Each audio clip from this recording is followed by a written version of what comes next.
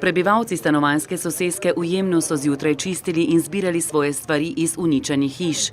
Večer prej je namreč bil tam izveden letalski napad, v katerem je umrlo 6 oseb. Za napad naj bi bile odgovorne savdske zračne sile. Med umrlimi naj bi bile ženske in 3 otroci, še 4 osebe pa naj bi bile ranjene.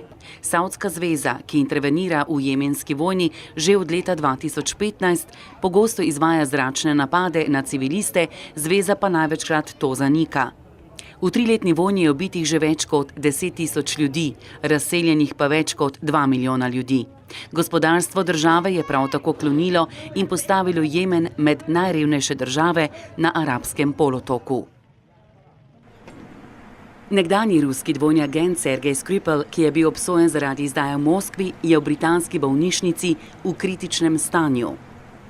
Tja so 66-letnika in 33-letno žensko prepeljali potem, ko so jo odkrili v trgovskem centru v nedeljo v angleškem mestu Salisbury, kjer naj bi bila izpostavljena neznani snovi.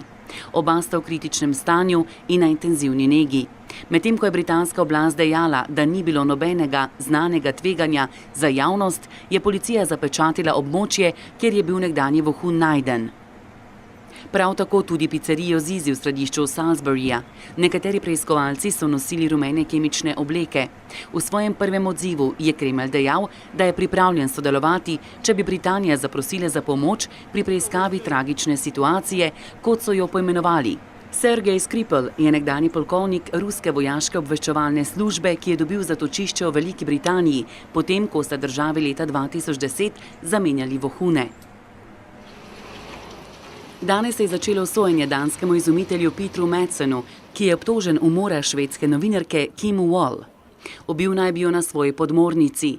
Madsen je prispel na mestno sodišče v Kopenhagnu pred začetkom sojenja, na katerem bodo tamkajšnji tožilci želeli, da bi ga zaprli do konca življenja. Obtožen je umora in razkosanja novinarke, pa tudi spolnega napada. Po navedbah obtožnice naj bi novinarko Madsen zvezal in zlorabil, nato pa še ubil, razkosal njeno truplo in njene dele odvrgal na različnih krajih. Kasneje je policija identificirala truplo brez glave kot truplo pogrešane novinarke.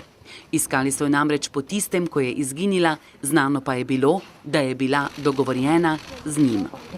Wallova je bila namreč 30-letna raziskovalna novinarka, ki je raziskovala zgodbo o podjetniku in vesoljskem inženirju.